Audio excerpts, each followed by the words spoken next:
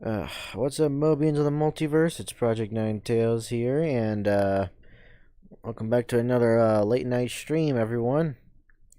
Well, as for the last one, yeah, late night streams are usually not gonna be that long, obviously, because I kind of do want to get to bed early, but at the same time, I don't think just me posting a video was enough for me. So, yeah, that's why I'm trying to make a stream. Just to let people know that I am fucking back. Even though it's only been like a week after my last stream. Yeah, but still, it's still felt like a little too long. And video-wise, definitely a little too long, because it had been like 3 months since I last posted a video. Like an actual video, not a stream or a short. Where the hell is my phone? Where the hell is my phone? There it is. How the fuck did it get all the way over here? Oh shit, this is my work phone. Never mind, this is my work phone. Where the hell is my phone? Hang on.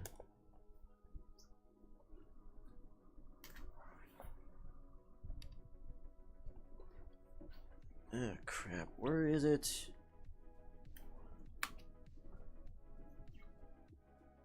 Is this it? I think I found it. Oh god, how the hell did it get all the way in here? There it is. Ugh. About freaking time.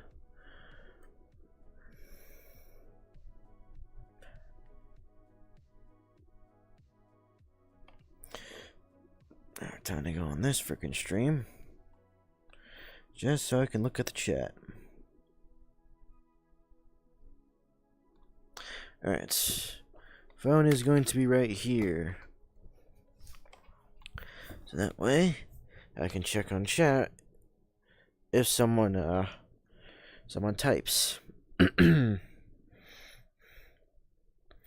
Okay, so I'm in this world I found recently called Idle City, and I think it's made by the same creator who made Idle Cube, which is a really fun game where you can just, fucking, what the hell was I gonna say? I guess fuck around, talk with your friends, and then play play this mini game or something like that. Still in alpha, so yeah. Unfortunately, my progress might be lost after I do this, but you know what? Fuck it. Just fuck it.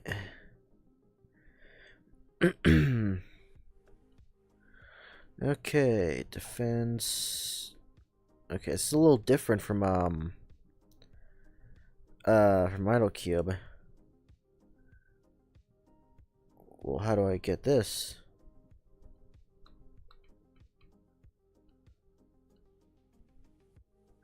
Expedition. Huh. Well, so I'm gonna need more. I'm gonna need this if I wanna. Oh shit. So what do I do?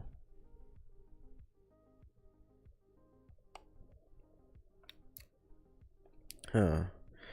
Maybe I'm supposed to take the rifle? Bet this one right there. Then again, I should probably just grab this one. Alright, so what do I do with this? Shoot at these things? I guess I am.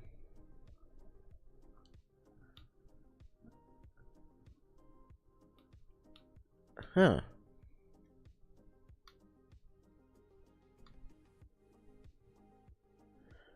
Fortunately, there's no noise.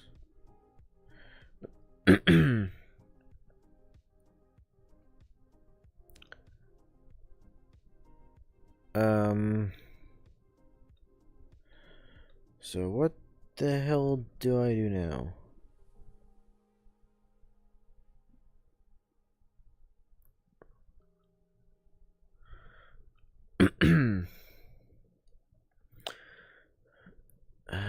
Maybe I should have read the damn instructions.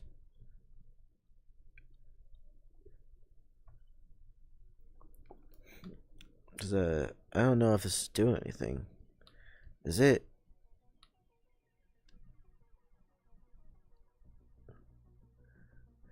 It's gotta be doing something. Hang on a second.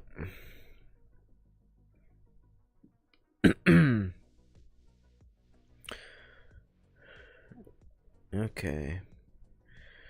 Destroy cube. Unstable voxel. Data voxels. Upgrade energy generators. What's kind of what I'm doing right now.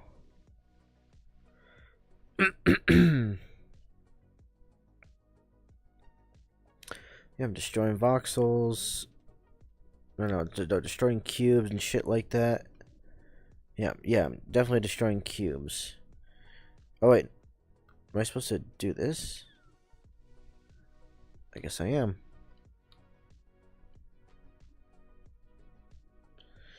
Well, looks like I was just an idiot this whole time.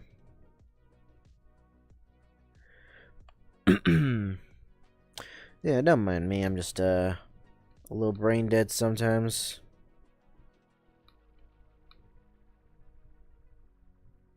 Alright, come on. Come on. How much is the defense thing? There's 50 of these purple ones. My god.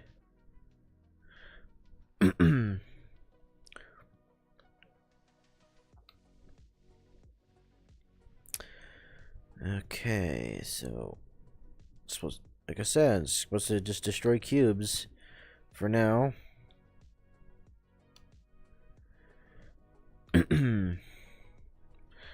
And I'm guessing the brighter ones are worth more points from what I know.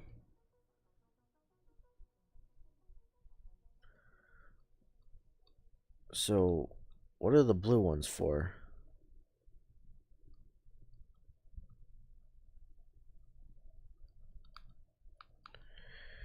Can I not, like, put all my output into the purple ones? I guess not.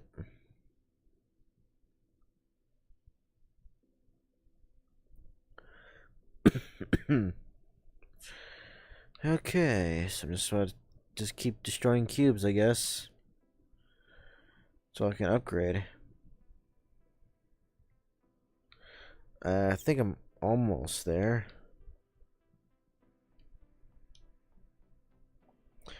So this is supposed to be like the little hangout area. I don't know how I'm shooting through glass, by the way.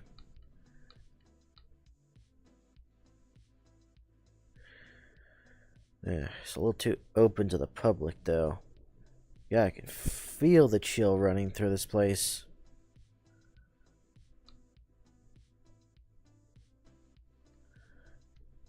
My goodness. Oh, almost there. Almost there.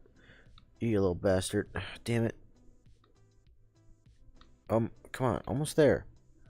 Oh, never mind. I am there. Well, there we go. Still need more defense turrets. Fuck, I mean, I'm still gonna need a lot more for defense turrets. What the fuck are these blue ones for?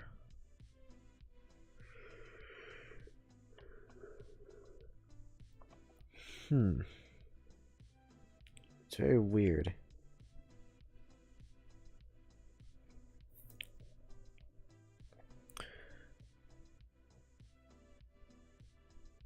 Yeah, there's multiple things like the bakery cafe, the night bar, the record archive, entertainment den, and then there's some called expedition that I have no idea what the hell it is.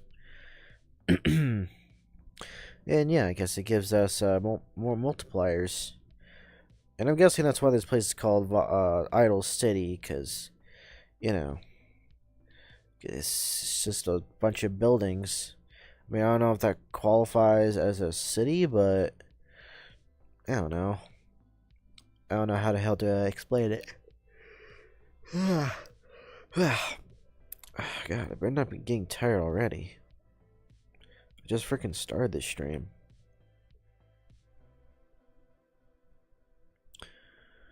So, got this little area right here. There's a hammock.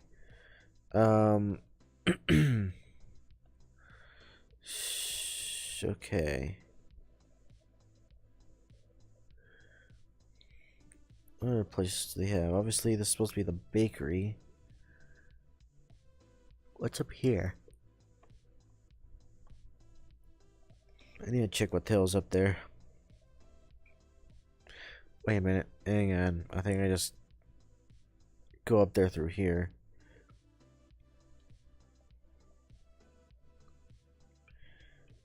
What the hell's this? Collect 13 cubes. Apparently it's just a table. There's really no menu over here. I got a library.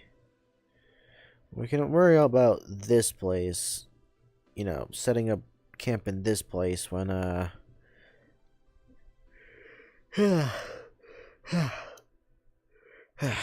about that. When I actually get, some defense turrets up and running.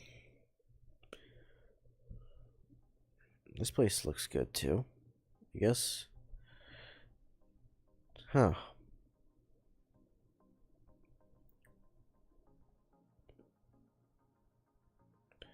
Fuck's the point of this place?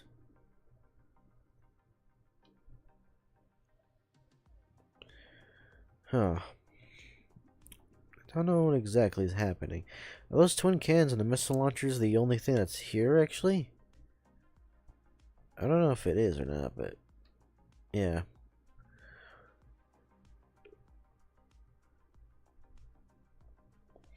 Right, any other places? Obviously, we have a swimming pool right here. You know, relax in the swimming pool, doing this shit. I guess I could see it.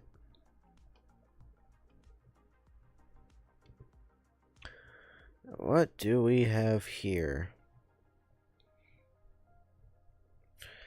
We got beer pong. Oh, it's a nightclub. We're in a fucking nightclub.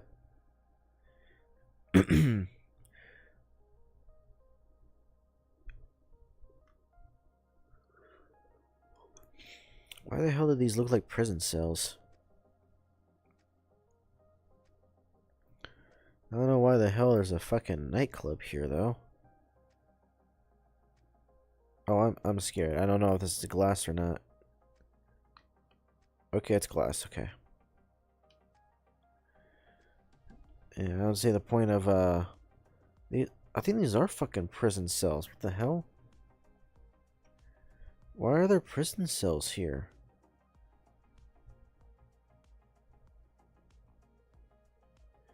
Fuck's the point of this place? This place is confusing me. Yeah, there's some aspects of this place that kind of confuse me. That'd be pretty embarrassing if I didn't stick that landing. Get to collect this cube right here. Night bar.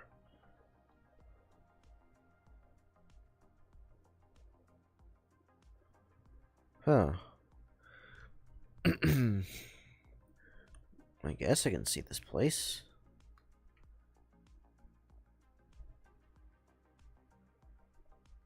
Oh my god, I just realized my fucking face thing is still on. Oh my god, my freaking corner image just scared the fuck out of me. Oh god.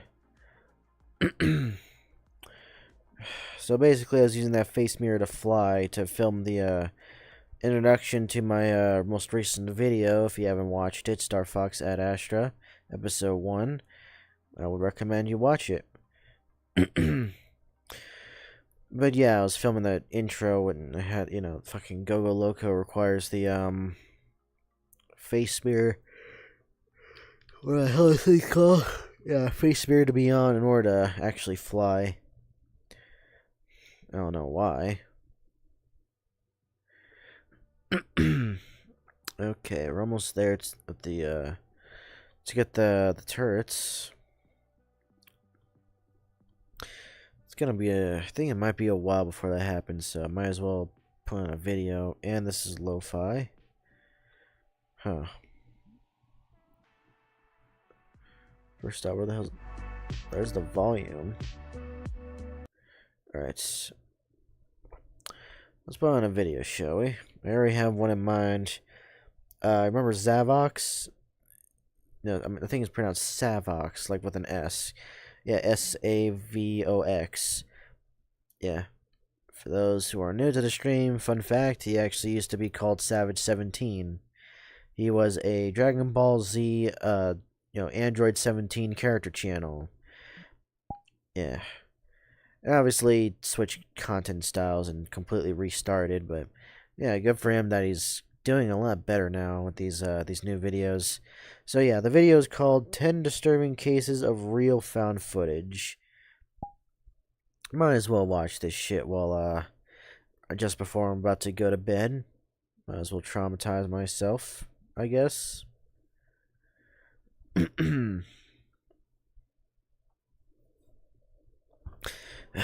Why not? Re-upload original footage in this video was recovered from crashed planes, pulled out of underwater pipes, or dug out of snow. Hang on a second. How the hell do I... Some of it was recorded as a final message, and some of it filmed by killers themselves. What the fuck? The only thing connecting all of it is that someone hit record, and what's ended up on tape is the kind of thing that stays with you, whether you want it to. What the fuck? Not. On April 2nd, 1988, a 35-year-old skydiver named... What the fuck is going on with this? How the hell do I work this?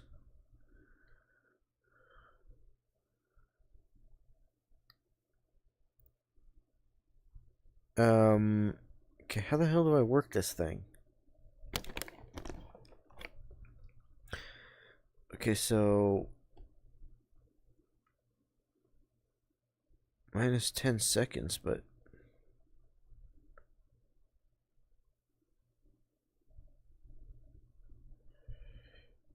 Alright, there's...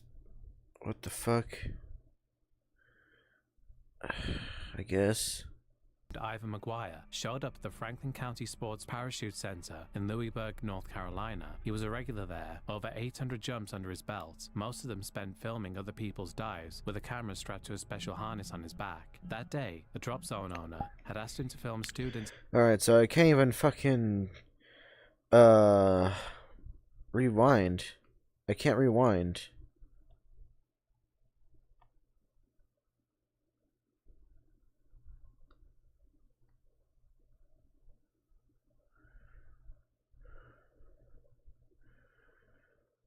How the fuck do I do this?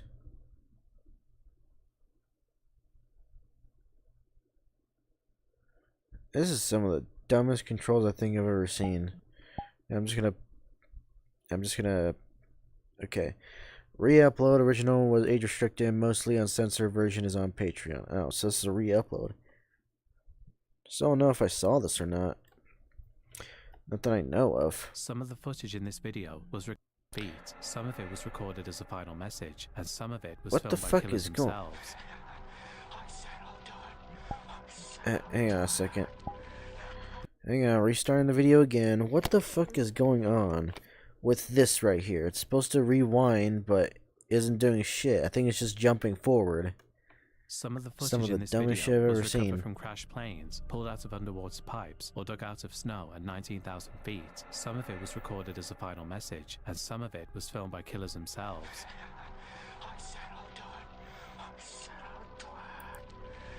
The only thing connecting all of it, yeah, nice raging in lowercase when you're outside, is the kind of thing that stays with you, whether you want it to or not.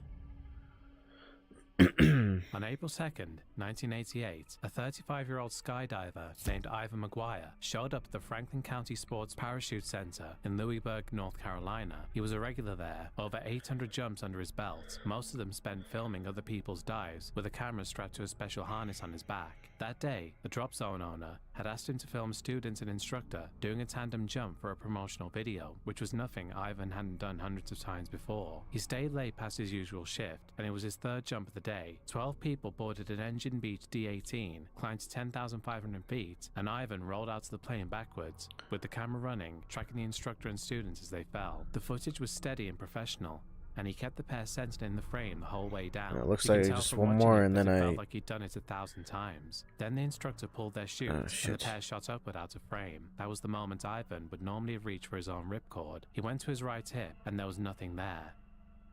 Ivan Maguire had jumped out of a plane at 10,500 feet without a parachute. Investigators later said he probably confused his camera harness for his parachute rig. The two rigs were similar in size and weight. Oh, After 800 shit. jumps, checking had become the kind of thing that he just stopped doing. The camera kept rolling as the ground got closer and cut out before impact. His body was found in the woods about 1.5 miles from the airfield, with the camera still attached to his back. The FAA investigated and found that the pilot hadn't verified the jumper's equipment before exit, which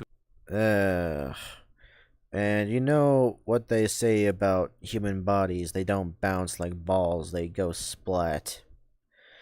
So yeah, he was probably a red stain. Without a doubt, he was most definitely a red stain. Well, at least his camera survived, I guess. was technically required, but the ruling was the same either way. It was a freak accident caused by a man so focused on getting the shot that he forgot the one thing keeping him alive.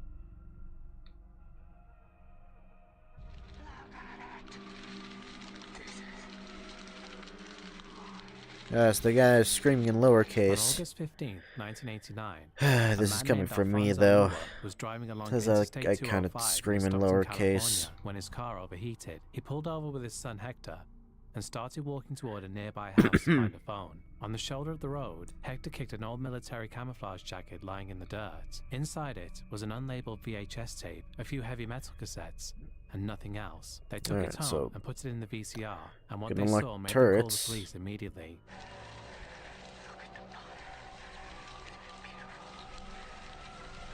The tape showed a house fully engulfed in flames. Someone was filming it from close range, maybe 50 feet from the fire trucks, and the person behind the camera was laughing, not nervous laughter, but something deep, excited, almost giddy. He whispered things to the camera while he watched it burn. He addressed someone named Omar, and he referenced ancient spirits. The cops went back to where the jacket was found and recovered more items nearby. They found a wooden pestle, a ceramic skull, and a single glove, which in the middle of the satanic panic of the late 1980s looked exactly like what everyone was afraid of. Satanic panic?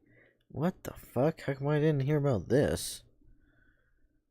That's weird. California Department of Forestry called it the most disturbing tape they'd ever seen, but they couldn't figure out where the fire had been set. There were newspaper clippings on the tape linking the person to at least 10 other fires, but without a location, the case was dead. Then in September 1990, the tape aired on Unsolved Mysteries. About 1,600 tips came in. A woman named Doris Lance recognized the burning house as a place under construction in the Emerald Lake Hills neighborhood of Redwood City, 80 miles west of where the tape was found. She also identified her 17-year-old neighbor, Omar. That points the police toward a 19-year-old accomplice who eventually confessed. The two of them had been responsible for 11 structural fires and 15 gas fires between 1987 and 1988, over $2 million in damage. Because both were juveniles when the crimes were committed, they were tried as minors. One ended up in juvenile hall, while the other was committed to a state mental hospital. Their real names had never been officially released, and no one has ever explained how the tape ended up 80 miles away in a ditch off the interstate. The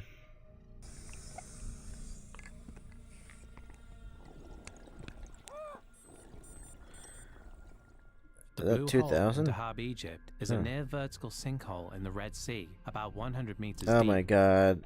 Someone cue the music, let me know if you know that song, then you know. The fucking Cave Divers anthem or some shit like that. Yeah. You already know this is going to end bad if it has to do with cave diving. Underwater cave diving is basically a guarantee that something fucking happens. Somewhere around 130 to 200 people have died there in the last few decades. Most of them made the same mistake. They went too deep, too fast, without the right equipment. On April 28, 2000, a 22-year-old Russian-Israeli diving instructor named Yuri Lipsky showed up wanting to film the arch. He asked several local technical divers to go with him. All of them said no. A dive like that takes a week of preparation. Yuri wanted to go in 2 days. When everybody turned him down, he went anyway, completely alone, with a single air tank on open circuit, no mixed gas, and way too much lead weight. He had a camera mounted to his helmet. Well, you already know this is getting bad. The video starts normally enough. Other divers are visible nearby in the shadows. Then Yuri descends, and everybody else disappears from frame. Yeah, Pretty quickly, you can see he's losing control. This was in 2002. This is before I was born.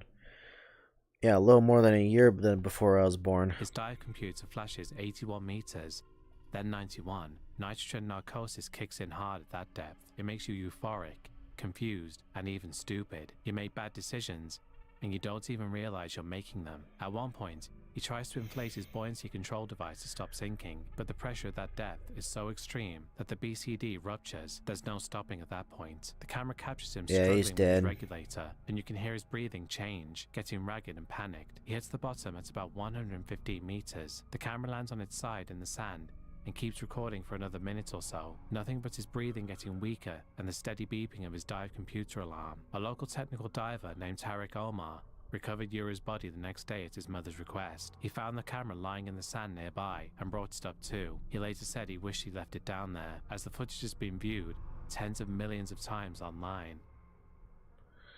Yeah, that's pretty bad. In late May 2019, God, this is why I hate cave diving so much. Underwater cave diving's even worse, though.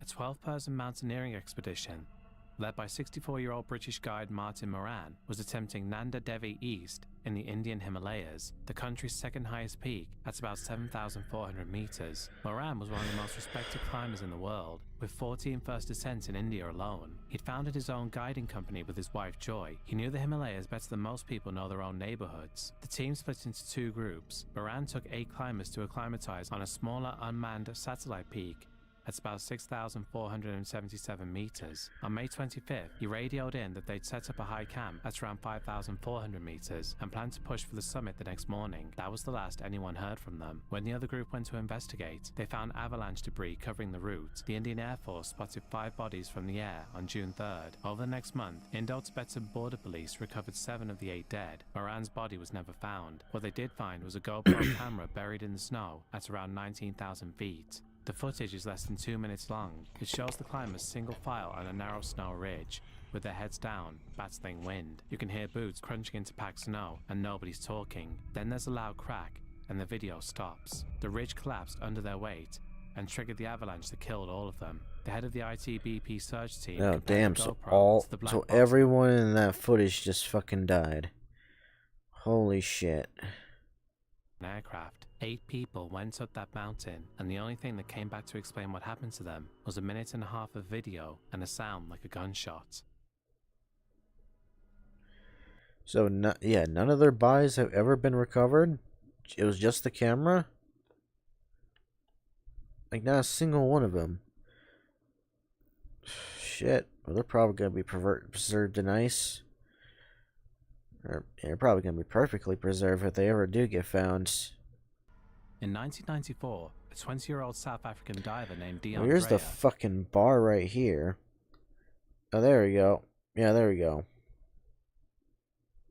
Yeah, you can move it, apparently. In 1994, a 20-year-old South African diver named Dion Dreyer blacked out at about 50 meters while ascending. No, this one's about diving. You already know this one's going to be bad. Dive in Boesmangat, a freshwater sinkhole in the northern Cape of South Africa. His body sank to the bottom, roughly 270 meters down, and stayed there for the next decade. The hole was too deep for anyone to go get him. Then, in October 2004, an Australian airline pilot named David Shaw made a record-breaking rebreather dive to the bottom of that same sinkhole, 270 meters of closed-circuit equipment, one of the deepest cave dives ever completed. While running line along the cave floor, he spotted Dreyer's body about 50 feet away. He tied his reel to the corpse, ascended through nearly 10 hours of decompression stops, and called Dion's father, Theo. Jesus, 10 hours? He told them he was going to bring his son home. Shaw spent the next 2 months planning what he called the Big Dive. He had a custom body bag made from...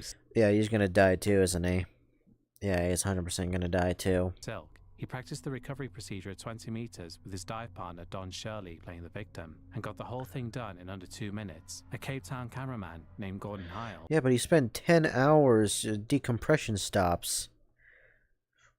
Yeah, what he just did was a lot more tame than what he's probably gonna go through. So no, he didn't train enough. Rated to withstand the pressure at 270 meters, and mounted it on Shaw's helmet. The support team consisted of 8 divers staggered at depths from 40 meters down to 220. A police recompression chamber holds the site, paramedics, mine rescue staff, and 28 bailout cylinders rigged along the descent line. Shaw's total decompression schedule for the dive was about 12 hours. He had 5 minutes on the bottom to bag the body, 6 at the absolute most. On January 8, 2005, Shaw entered the water at around 6:15 in the morning and reached the bottom in about 11.5 minutes, 90 seconds faster than planned. He swam to dry his remains, knelt beside them, and picked up the body bag. That's when the first problem hit. Every expert told Shaw that the body would be stuck in the silt, pinned down by the weight of the diving gear. Instead, Dryer's remains were positively buoyant. The soft tissue inside the wetsuit had converted to adipocea, a waxy soap-like substance that warning, floats, disturbing footage. and the I don't body even kept know what the hell rolling I'm and looking rising at right against Shaw now. as he tried to work. The helmet camera recorded everything.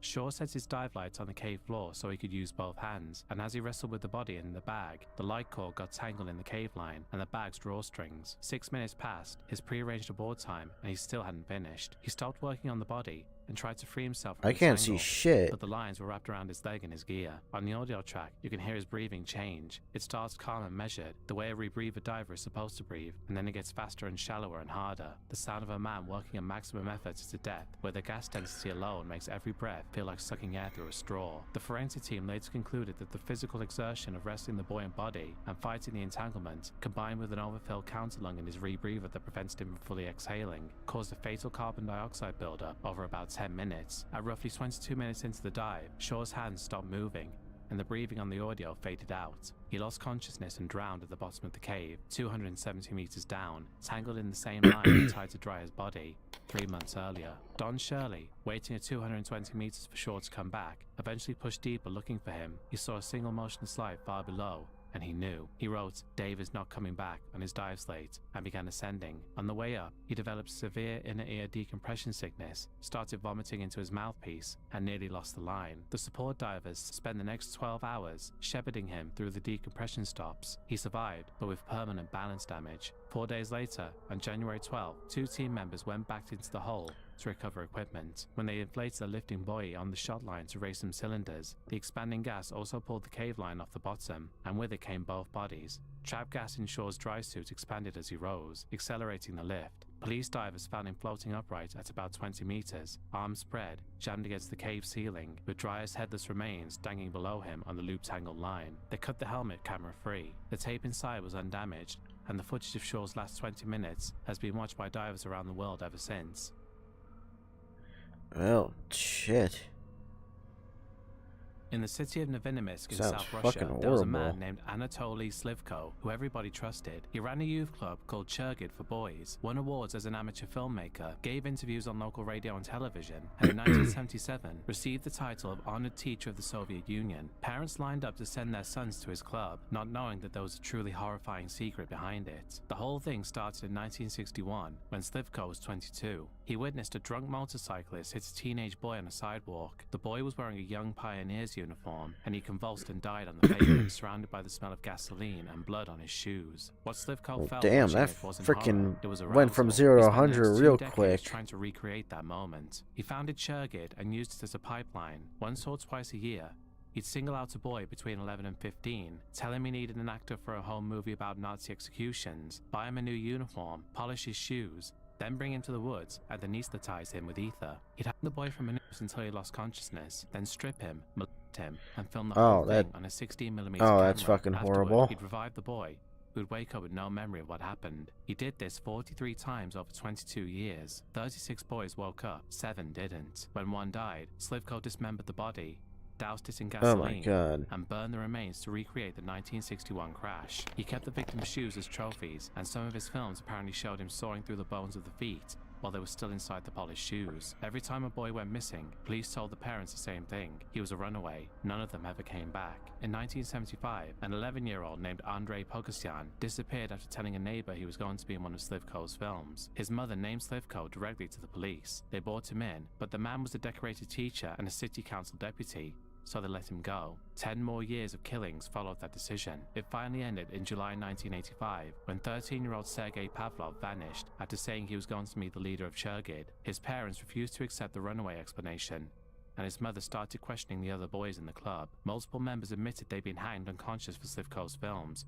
and woken up with gaps in their memory. A local prosecutor opened their own investigation, and in December 1985, a search for the Chergid clubhouse turned up a locked darkroom containing photographs, film reels of hangings and dismemberments, knives, ropes, diary entries, and pairs of boys' shoes sawn clean through at the middle of the foot. Slivko was arrested and confessed the same day. He led investigators to the remains of 6 of his 7 victims. At trial in June 1986, he claimed all the deaths were accidents, but the court sentenced him to death. On July 16, 1989, he was executed with a single gunshot to the back of the head. He was 50 years old, and unlike the rest of the found footage in this video, this is one case where it hasn't been released to the public, for very obvious and horrifying reasons. Yeah, no shit, Sherlock. Well, at least he's dead. Finally. I wonder where it ends with the actual... it has a horrible it finally was one with a fucking horrible person in the footage, and they actually get what they deserve.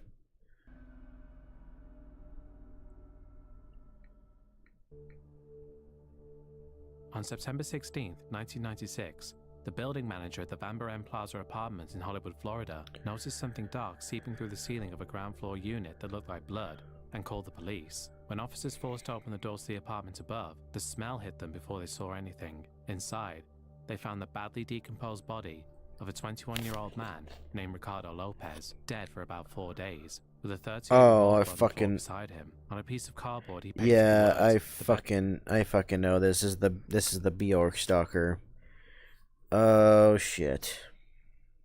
Rest of me, and on the wall, a message that read, "The 8mm tapes are a documentation of a crime, terrorist material. They are for the FBI." Across the room, a video camera was still sitting on its tripod, pointing directly at where it'd been sitting, with 10 more tapes stacked beside it, containing 22 hours of footage. How long would it had it been before he was eventually found? Because I think they said he was decomposing, right? I think he said it was decomposing. He must have been lying on that floor for a while. Ricardo Lopez was a Uruguayan immigrant who'd moved to the United States as a teenager. My name is Ricardo Lopez. It is January 14th, 1996. Today's my birthday. I'm 21. And ended up working as a pest exterminator, living alone in that studio apartment with no friends, no relationships, and nobody in his life who might have noticed what he was doing. In 1993, he became fixated on the Icelandic singer Bjork, keeping an 803-page the guy looks like he's built like an orangutan. Polite enough on the surface. For 3 years, the obsession simmered quietly. Then, in early 1996, Lopez found out that Bjork was dating the English music producer Goldie, who happened to be black, and that's when everything turned. Look at this beautiful face. Oh my god. This cute, innocent, sweet and shy thing. Whoa. Please don't say anything bad. Please do not say anything bad. She's fucking a nigga. Oh. Can you believe that?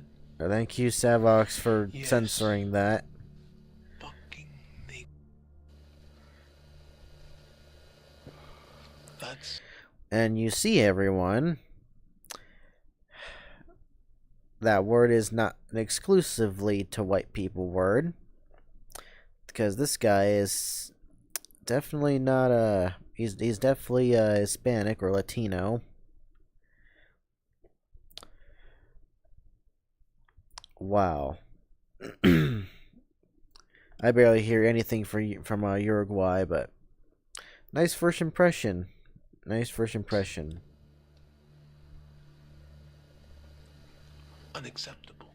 His diary entries became racist and violent, and on his 21st birthday in January 1996, he put the pen down and picked up a video camera. Over the next 9 months, He recorded about 22 hours of footage across those 11 tapes, talking to the lens like it was his therapist. He ranted about Bjork. My guy, it looks like fucking Darth Maul or that one fucking demon from Insidious. That's what he Goldie, looks like with and this. started cycling through plans for what he wanted to do to her, first considering a package that would fire syringes and infect her with AIDS, before landing on something worse. That's oddly specific and probably requires a lot of intelligence and fuckery that I think only the crew of Jackass or Eric Andre would know. Don't ask me how I know that. Personally, maybe he's a nice guy, maybe he's not a nice guy, maybe he's an opportunist, but he's a fucking. That's it. I don't give a shit about him. So be it. Whose fault is that? That's right. That's her fault. And that's completely unacceptable to me. And I'm just gonna have to kill her. Yeah. He built a letter bomb inside a hollowed out book, rigged with a mechanism designed to spray sulfuric acid into her face when she opened it, and the tapes show him constructing it on his kitchen table, piece by piece, over weeks. On the morning of September 12, 1996, he mailed the package to Bjork's London address, went back to the apartment, shaved his head and eyebrows, painted his face with red. Yeah, I have no idea what that guy saw in her. She looks weird. Well, she looks like a 40 or 50-year-old trying to act like a 15 or 16-year-old.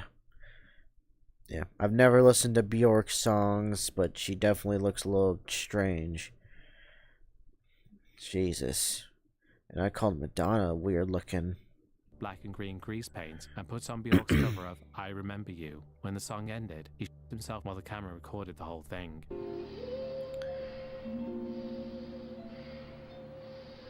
Oh my goodness. I know this part way too well.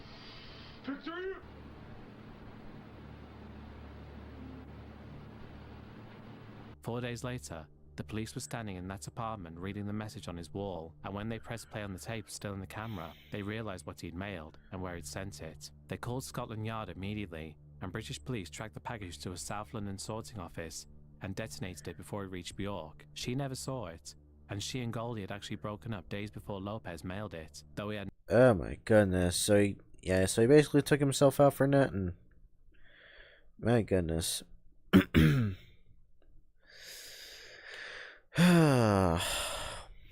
No way of knowing this. The FBI confiscated the tapes, but for years afterward, the Hollywood Police Department's records unit quietly sold DVD copies to anyone who requested them.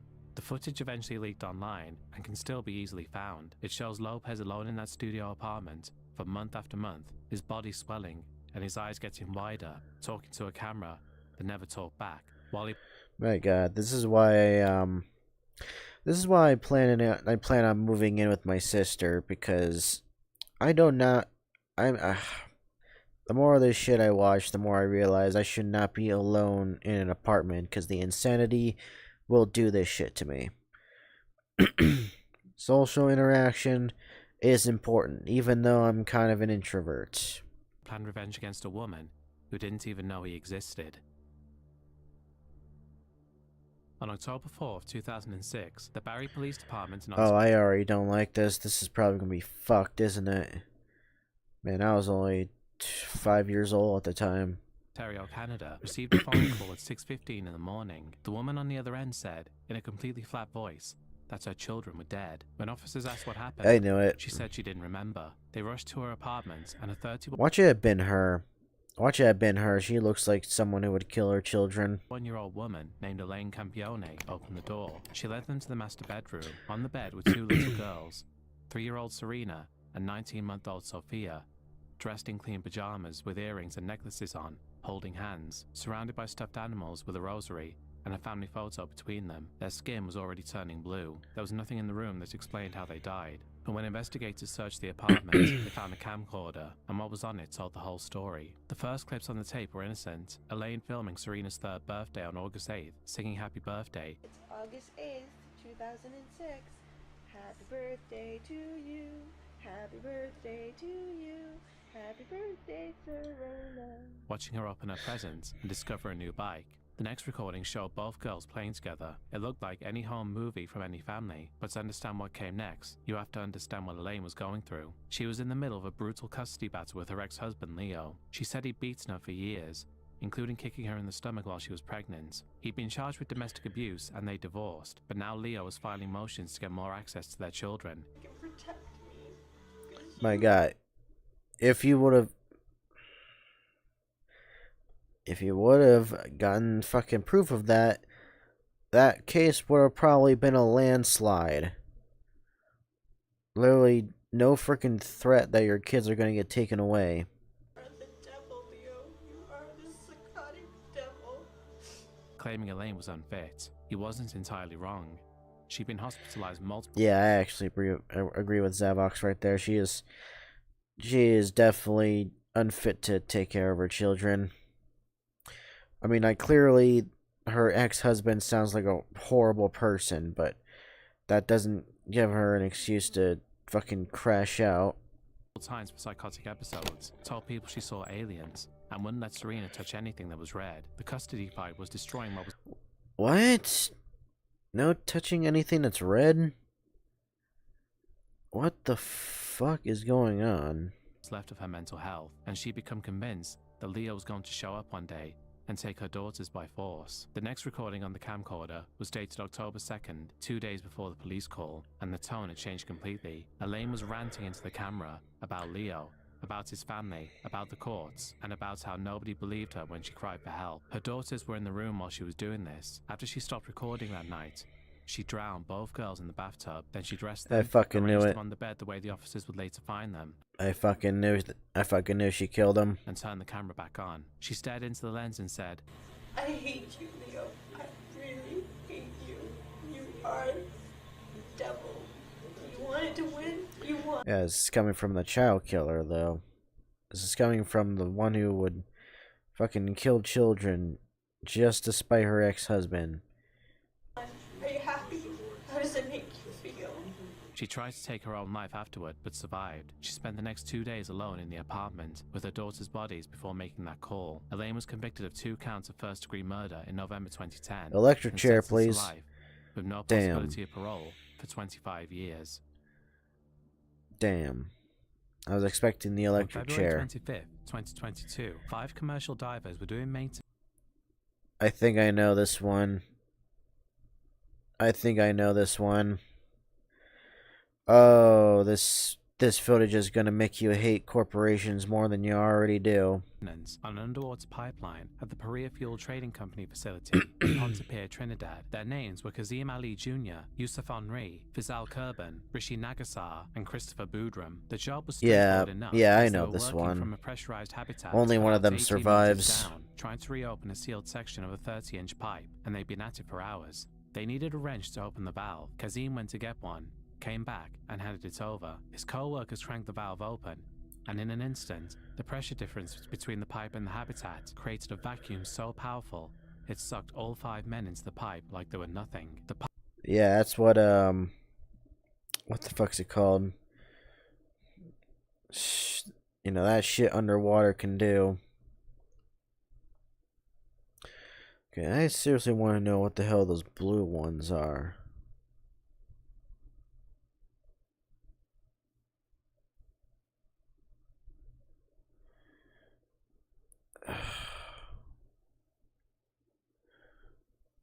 What the fuck?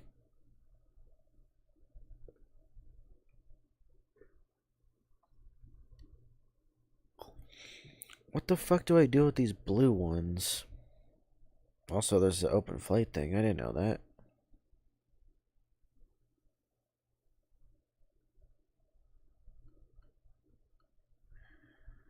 There's the generator.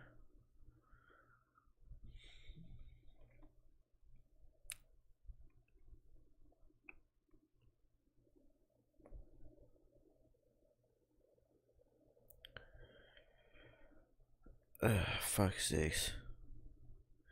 What does this one cost? Jesus Christ, 1 billion? We're at 2,000 right here.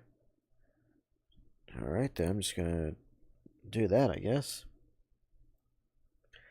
I still do not know what the hell those blue ones are for. Is it this?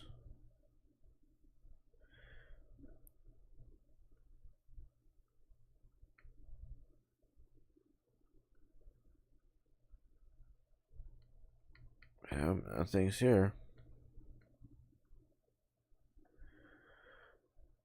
Alright, level perks.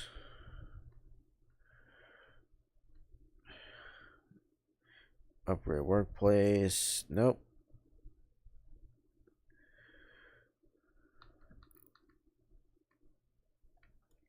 Yeah, I have no idea what the hell to do.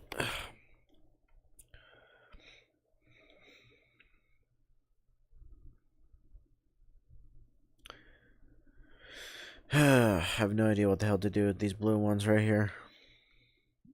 Alright, back to the video. The pipe was 30 inches wide, about the width of a large pizza box, and 5 grown men were ripped off their feet and pulled through it. Kazim had a GoPro mounted to his suit. It captured the whole thing. The moment the valve opens, the water rushes in, the air blasts out, and then the camera is just tumbling through darkness, banging off the walls of the pipe.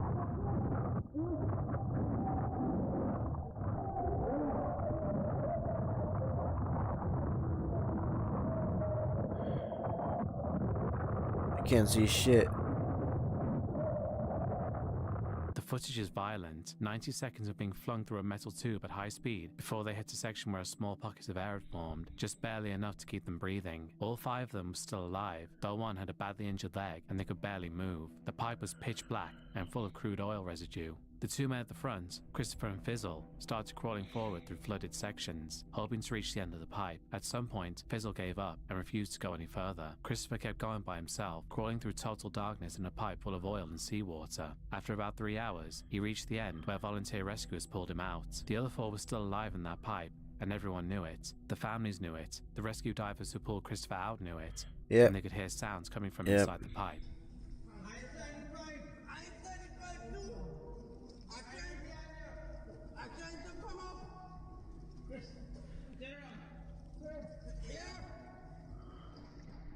But Paria's general manager, Mushtaq Mohammed, decided not to send anyone in after them. He said a rescue attempt would endanger more lives. He held a press conference 2 Well, that's full of horse shit. You just didn't want to spend any more money. days later and declared the 4 men dead. The company switched to body recovery. The GoPro audio from inside the pipe tells a different story from what Paria was saying publicly. The men could be heard praying, talking to each other, beating on the pipe walls. They survived the initial suction. In fact, they survived for hours, and the company left them there. In 2024, the Trinidad government's Occupational Safety Agency filed 15 criminal charges against Paria, the diving contractor, and several individuals including Mohammed. All pleaded not guilty. In April 2025, the government announced $1 million in compensation for each of the families. Christopher Boudram, the sole survivor, has reported severe PTSD and a crippling fear of water. Yeah, that's understandable, man. As all of your co-workers is dying and having to live with yourself being the only survivor of that does shit to your head. In the summer of 2007, people in the Ukrainian city of Dnipropetrovsk started dying. It began on June 20th with 2 killings within an hour of each other. A What up, 32-year-old woman named Raiden, Yekaterina what the hell does it say? Ilchenko was hit in the side of the head Raiden with a hammer while Yapardo. walking home. A man named Roman Tatarevich was beaten beyond recognition. Good to see while that sleeping you're a on sub, park man. bench nearby. Thank you very Over the much. next 3 weeks, the killings kept coming. The victims included elderly women, a pregnant woman who was beaten with a hammer in broad daylight in front of witnesses, and 2 14-year-old I'm boys sorry, who were what out the fuck fishing. did I just The hear? victims were random.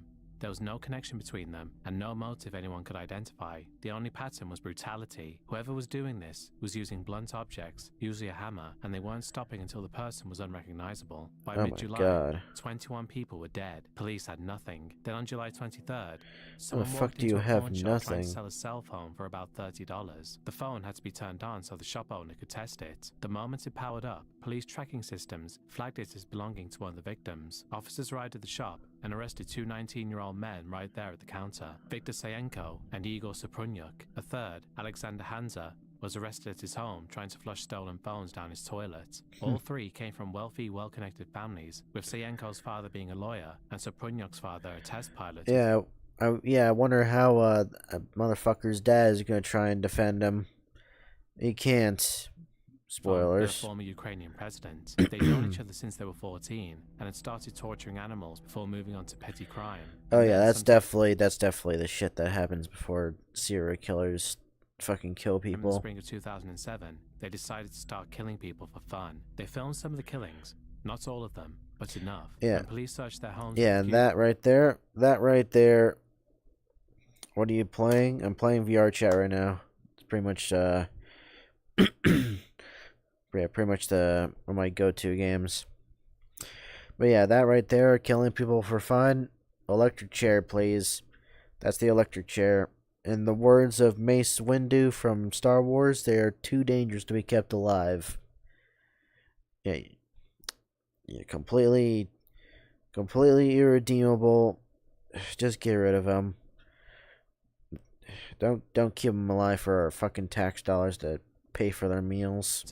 They found photographs Just of the do bodies, it. videos of the attacks, and images of the three posing with corpses and making obscene gestures at graves. The worst of it was a 6-minute video filmed on July 12th. The victim was a 48-year-old man named Sergei Yatsenko. The footage shows Saprunyuk waiting by the side of a road next to a green Daewoo, watching through binoculars. Yatsenko is lying on his back in a wooded area. Saprunyuk walks over and begins hitting him in the face with a hammer wrapped in a yellow plastic bag. Then he switches to a screwdriver. He drives it into Yatsenko's eye socket, then into his abdomen. Throughout the whole thing, Saprunyuk keeps glancing at the camera and smiling. At the end, the two of them remark casually that they're surprised the man is still breathing. The video leaked to a shock website in December 2008 under the title 3 Guys, 1 Hammer. It went viral. The Ukrainian government... Oh my god. Of course they're trying to do the fucking 2 girls, 1 cup thing. Electric chair. ...condemned the leak, but couldn't do anything to stop it from spreading. It became one of the most notorious pieces of real footage on the internet. Sayenko and Saprunyuk were both sentenced to life in prison in February 2009. Oh my god. Hansa, who participated in the robberies but not the actual killings, got 9 years. He was released around 2019 and is now reportedly married with children. The other 2 will die in prison. How about just put them on the electric chair?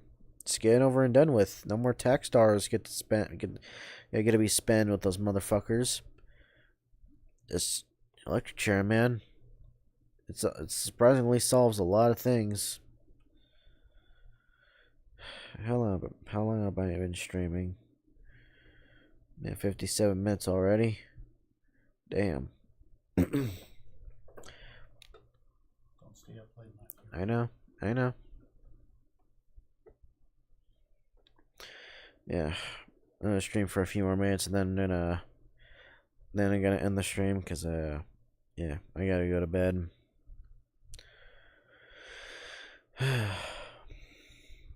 Well, that was a video to watch before I go to bed.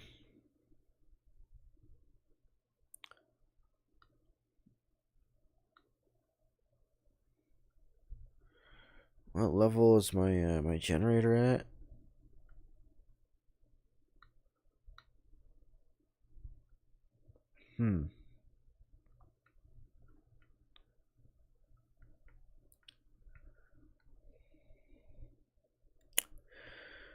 Okay.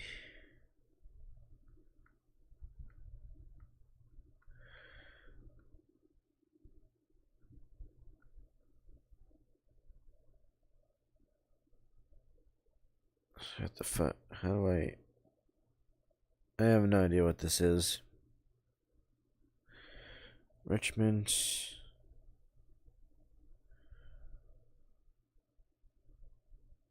My god, it's a freaking math problem and a half right there.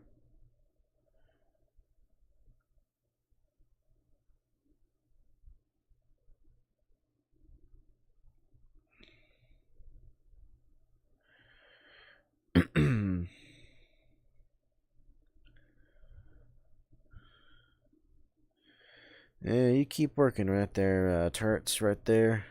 Shit, what the hell am I saying? Alright, for just a few more seconds, then I'm out of here.